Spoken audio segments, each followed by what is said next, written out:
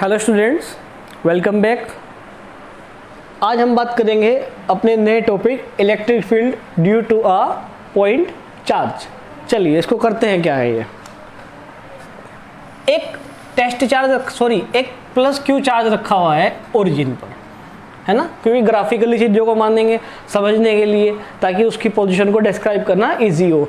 तो मान के चलेंगे कि एक पॉइंट है ओरिजिन पर, वहाँ पे टेस्ट एक चार्ज रखा हुआ है क्यू। इसका मैग्नीट्यूड कुछ भी हो सकता है, ये कंसिडरेबल चार्ज हमने लिया।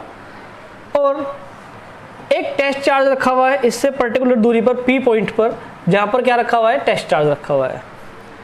ये एक प्लस क्यू चार्ज है जो कि ओरिजिन पर रखा हुआ है, और एक इससे सर्टेन डिस्टेंस पर, जहाँ तक हम ये मान के चल रहे हैं कि इलेक्ट्रिक फील्ड है।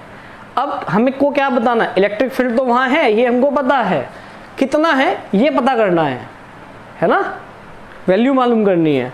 तो एट पर्टिकुलर पॉइंट पर टेस्ट चार्ज रखा हुआ है जिसके ऊपर इलेक्ट्रिक फील्ड है। आप एक बात हमेशा ध्यान रखना कि जब भी प्लस के पर फोर्स लगेगा वो हमेशा बाहर की तरफ को लगेगा। इसका रीज़न भी मैं आपको आने वाले वीडियोस में क्लियर कर दूंगा, लेकिन ये बात फिलहाल दिमाग में सेट करनी ज़रूरी है चीज़ों को इजी करने के लिए अभी आपके माइंड में कि कैसे करेंगे।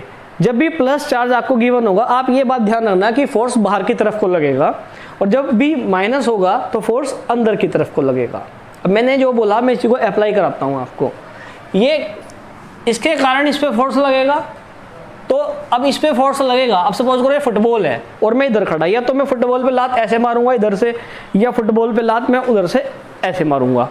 अब किक किधर से करनी है फुटबॉल कर को, ये मैं बता चुका, क्योंकि प्लस के कारण किधर को लगाएंगे, बाहर की तरफ को। तो ये बात तय हो चुकी कि इधर से किक करना है, कर दो। ये हो गई किक। ये क्या लगा? टेस्ट चार्ज के ऊपर फोर्स लगा जो कि बाहर को लगा, और मैं इसको रिप्रेजेंट कर देता हूँ ये एफ वेक्टर की, पता लग जाएगा आपको कि ये बाहर की तरफ को फोर्स लगा। और इनके बीच की डिस्टेंस कितनी है? Are vector. 11th में पढ़े थे आपने पोजीशन वेक्टर, तो इनके बीच की डिस्टेंस आर है, क्योंकि वेक्टर के रूप में दिखाया तो आर वेक्टर लगा दिया, राइट। अब आप मुझे एक छोटी सी बात बताइए, क्योंकि जब आप इलेक्ट्रिक फील्ड पढ़ रहे हैं, यहाँ तक आ चुके हैं, तो जाहिर सी बात है आप कूलम्ब्स लॉ को पढ़ के आ गए हैं, है ना। जो इस वीडियो को देख रहे हैं या जो इस टॉपिक को समझने की कोशिश कर रहे हैं, उनको जाहिर सी बात है उनको भी सीक्वेंस में ही पढ़ना है। ये मैं बात हमेशा बोलता हूँ, वीडियोस भी सीक्वेंस में देखें और टॉपिक भी अगर आप बुक से पढ़ें उसको भी सीक्वेंस में ही पढ़ा करें। इलेक्ट्रिक फील्ड अगर आप पढ़ रहे हैं तो कूलम्ब्स लॉ आप पढ़ के आए थे। क्या था कूलम्ब्स लॉ? कि अगर दो चार्ज रखे हुए हैं, आपस में क्लोज रखे हुए हैं, तो उनके बीच में कुछ हो या ना हो, उनके बीच में क्या होगा?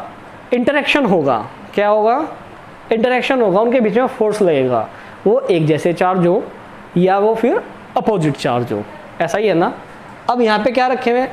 स्मॉल डिस्टेंस पर दो चार्ज रखे हुए हैं, और अपोजिट भी है, एक प्लस क्यू और एक क्यू नॉट टेस्ट चार्ज, जो कि ऑलरेडी प्लस होता है। रिपल्शन होगा, कितना होगा? ये किसने बताया था? मैंने नहीं बताया था, कूलम्ब्स लॉ ने बताया था। कितना होगा? F = 1/4 pi epsilon naught Q1 × Q2 था ना फॉर्मूला। Q उनका काम, उनका पहला चार्ज प्लस Q, दूसरा चार्ज कौन काम कर रहा है यहाँ पे? Q नॉट, और उनके बीच की दूरी कितनी है? R है ना, यही तो होगा ना। तो 1/4 पाई एप्सिलॉन नॉट Q1 और Q2/R, और इस दूरी का हम क्या करते हैं हमेशा? यहाँ पे फॉर्मूले में R² करते हैं, ऐसे ही तो करते हैं। तो इनके बीच में कुछ, अभी मुझे नहीं पता कोई लॉजिक का अभी क्या करना है क्या नहीं करना, मुझे सिर्फ इतनी बात समझ आई कि दो चार्ज रखे हुए हैं, उनके बीच में कूलम्ब्स लॉ लग जाएगा, है ना, स्मॉल डिस्टेंस पर रखे हुए हैं। तो लगा दिया मैंने, वही काम किया। F = 1/4 pi epsilon naught Q × Q0/R², है ना। अब क्योंकि फोर्स अगर मुझे वेक्टर फॉर्म में दिखाना है, क्योंकि कूलम्ब्स लॉ आपने वेक्टर फॉर्म में पढ़ा था, तो फोर्स लगाया, यहाँ पे डायरेक्शन भी दिखानी जरूरी है, तो R कैप लगा दो, यूनिट वेक्टर। क्योंकि जब आपको डायरेक्शन R में दी हुई हो तो आप R के ऊपर कैप लगा देते हैं, सिर्फ डायरेक्शन को रिप्रेजेंट करने के लिए, यूनिट वेक्टर, राइट। नेक्स्ट बारी आती है आपकी, आपको पता करना क्या है। क्वेश्चन देखो क्या है, इलेक्ट्रिक फील्ड पता करना है आपको, है ना, ये तो पता करना है। और फोर्स आप जानते हो, इसके लिए जब आप एग्जाम में करोगे लिख दोगे अकॉर्डिंग टू कूलम्ब्स लॉ, मेरे अकॉर्डिंग नहीं, according to Coulomb's law, right. एक बात और जानते हो आप, यहाँ पे लिख देंगे वी नो दैट, सॉरी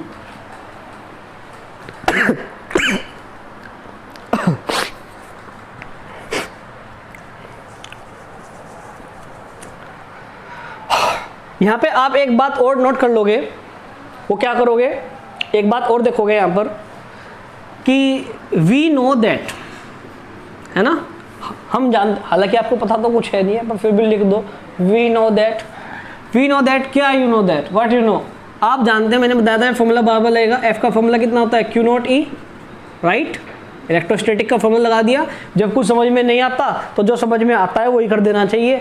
अब इस चैप्टर में यहाँ तक अब तक ये कूलम्ब लॉ पढ़ा या अभी ये फॉर्मूला पढ़ा, F इक्वल टू इसी को लगा दो, क्या दिक्कत है, F equal to q naught E. और देखो इलेक्ट्रिक फील्ड भी तो निकालना था, निकाल लो फिर यहाँ से इलेक्ट्रिक फील्ड कितना होगा, F upon Q not, simple. ये तो होगा या कुछ और होगा, यही होगा। अब इस F की वैल्यू यहाँ पे पुटअप कर दो ऊपर से, ये वाली 1/4 पाई एप्सिलॉन नॉट, है ना, क्या Q into Q not upon I square, और ये आर कैप चल ही रहा है और नीचे क्यू नॉट ऑलरेडी मौजूद है आपका। इस क्यू नॉट से क्यू नॉट कैंसिल, तो आपके पास ई वेक्टर कितना बचेगा भाई बच्चों, है ना, ई वेक्टर बचेगा आपके पास में, यहाँ पे इसको कैलकुलेट करके आ जाएगा 1/4 pi epsilon naught Q upon r square, और ये आ जाएगा आपका आर कैप। यानी कि अब आपको ये पता लग गया कि अगर कोई चार्ज रखा हुआ है और उससे आर दूरी पर कोई अदर चार्ज रखा हुआ है, क्यू नॉट, यहाँ तो टेस्ट चार्ज लिया, तो उस पर कितना इलेक्ट्रिक फील्ड होगा पी पॉइंट पर, आप इस फॉर्मूले से आप डायरेक्ट निकाल सकते हैं, आपको ये पूरा डेरिवेशन करने की जरूरत नहीं है। वो कितना फॉर्मूला होगा, यानी कि सबसे पहला फॉर्मूला आपने इस वाले में पढ़ा था, जो मेन फॉर्मूला था कूलम्ब लॉ का, 1/4 pi epsilon naught Q1 into Q2 upon r square, ये तो पढ़ा था। अब आपने एक इलेक्ट्रिक फील्ड का भी डायरेक्ट फॉर्मूला पढ़ लिया, क्या, 1/4 pi epsilon naught Q upon r square, है ना, ये दूरी आ गई, ठीक है। और क्योंकि यहाँ पे वेक्टर लगाया तो आर यूनिट वेक्टर के साथ चल ही रहा है, इसमें कोई बड़ी बात नहीं है। तो जैसे कि आप यहाँ पे देख रहे कि जो चार्ज रखा हुआ है वो भी कांस्टेंट है, ये 1/4 पाई एप्सिलॉन होता ही कांस्टेंट है, और दूरी भी बार बार चेंज नहीं करोगे, यहाँ पे पॉइंट रखा हुआ है, या इस पॉइंट के लिए कुछ और होगी, दूसरे के लिए अलग होगी, तो इस वाले फैक्टर को छोड़ करके सिर्फ यहाँ पे आर बार बार चेंज होगा।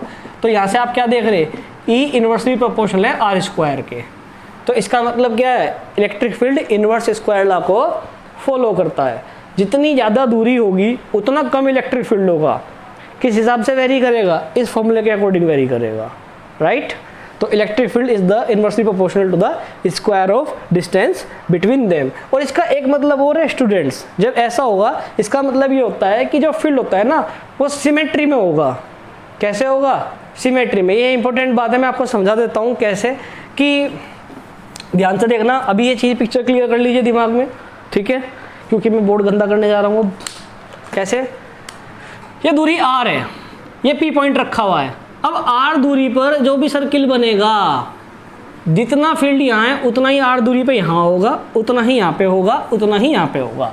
यानी कि ये जो डिस्टेंस है, अगर ये पॉइंट चार्ज रखा हुआ है तो 3D में स्फेयर पॉसिबल है ना, तो स्फेरिकल में इतनी दूरी पे इतना इलेक्ट्रिक फील्ड यहाँ होगा, इतनी दूरी पे इतना सेम होगा, इसको बोलते हैं सिमेट्रिकल, यानी कि चारों तरफ क्या होगा, सेम ही होगा इतनी दूरी पर। तो इस फॉर्मूले से हमें ये पता लगता है। तो कैलकुलेट करना आ गया आपसे electric field due to a point charge. Next topic के लिए जल्दी मिलते हैं, till then keep learning and take care.